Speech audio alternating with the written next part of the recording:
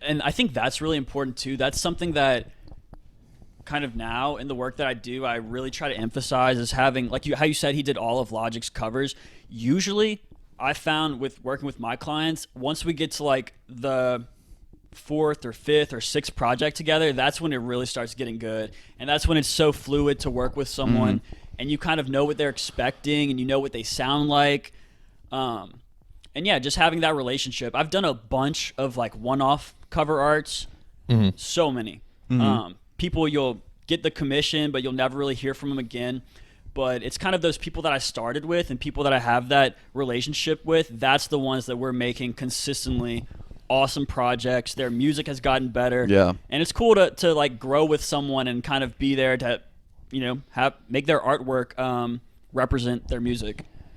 Do you do more than just the artwork? I know you mentioned like you do a lot of like the actual like getting the music on, you know, like yeah, so I recently, once I dropped my website probably about a year ago, and I started implementing and selling consulting strategy for album rollout and single rollout, because it was like the experience that I got from working with the labels. I realized there's actually like a science to this, to your album rollout, and it's not just posting your song one day and expecting a million people to listen to it. Yeah. It's you know, it's branding and it's marketing. So yeah, I include that in some of my project rollouts to just help people and give them what I know to you know, basically generate streams on their music. Gotcha.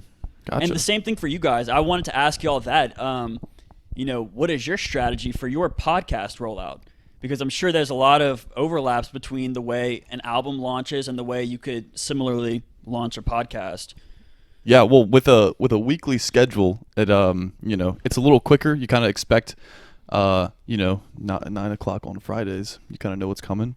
But Elliot keeps up with way more than I do. The thing that I think has helped get us actually more consistent and more in front, because before we didn't really have a strategy. It was just episodes coming out at 9 a.m. on Fridays, and then We'll just make 2 Instagram and then we'll posts just start and store posts posting and stuff. randomly to try and promote it. But we have an editor now. That's why we have video now. Shout out the editor. Yes, her name is Mariner, and Shout out Philippines. She probably hates that I keep doxing her in this, but Right, the this Philippines. We're this is supporting her. the fourth. That's true. I do really appreciate the support that you do. We'll have to get into the Philippines because I went to the Philippines for a month in 2019, and it was awesome. That's it. I definitely want to touch on that. But we do 3 highlight clips that we cut out and put on Instagram, YouTube, and TikTok.